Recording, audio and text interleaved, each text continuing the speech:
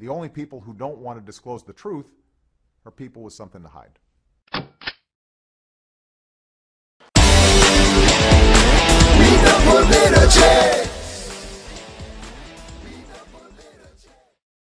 Last night you told me that it was okay if I ask you the hardball questions.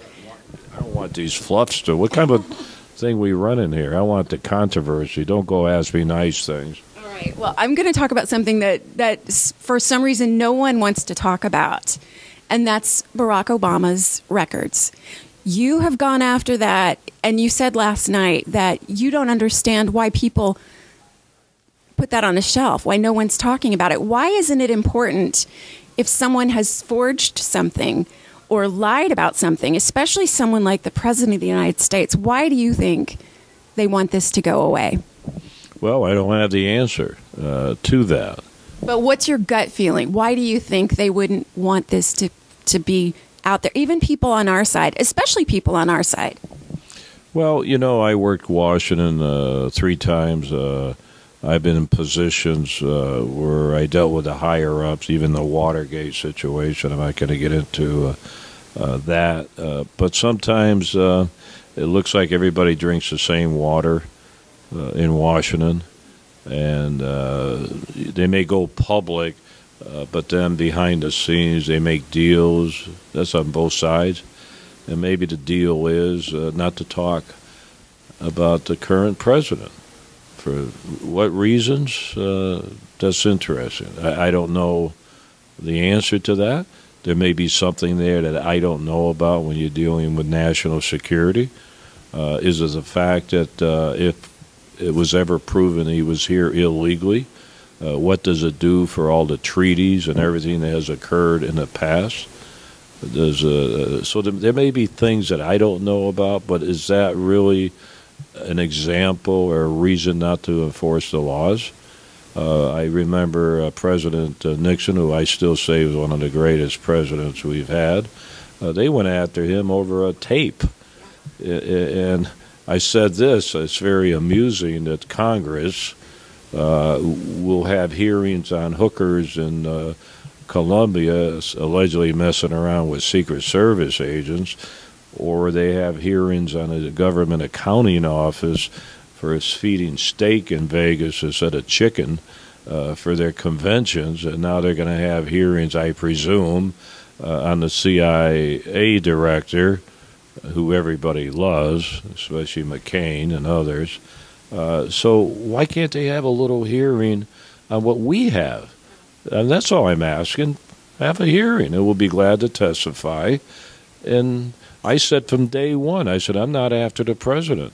I told my investigators, I want you to clear the president. Once and for all, I want to put this to rest. That was my objective, but it didn't work out that way. But yet there's such a block on the publicity. Nobody will talk about it except to chastise me and my chief investigator for enforcing a law. Anybody else that has forged documents, someone's going to look at it, especially the information we have. I'm not saying that the prosecution will be successful, but when you have probable cause in any crime, you have to develop that or have someone look at it to determine whether there's enough to convict. I can't even get to anybody on this. So it's kind of frustrating. And once again, I'm not after the president, not after whether he's here illegally. I want to know about those forged, fraudulent documents. If it was you, you'd be indicted tomorrow, probably.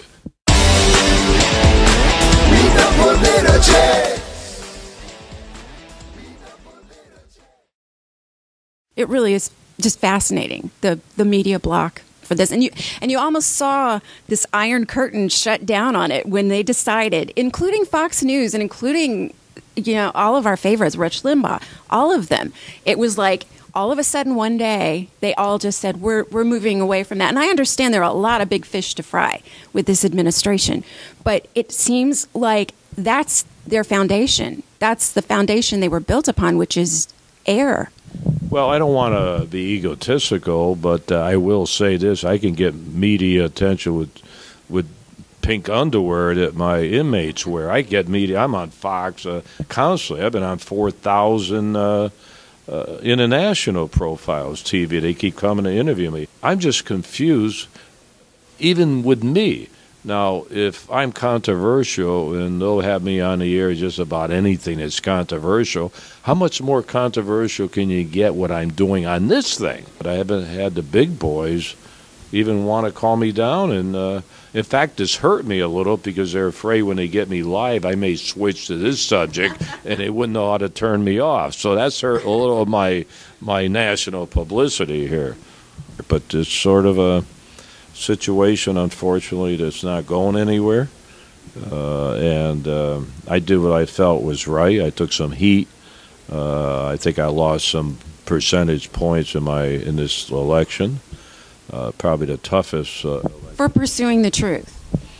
For doing something that was brought to my attention by constituents on possible fraud and forgery. And it doesn't matter whether it's the president of the United States. You look at it.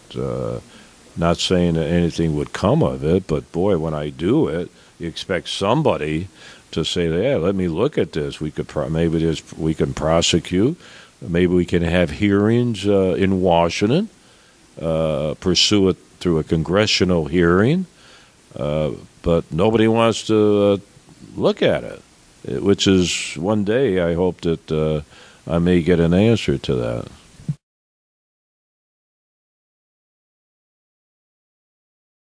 The only people who don't want to disclose the truth are people with something to hide.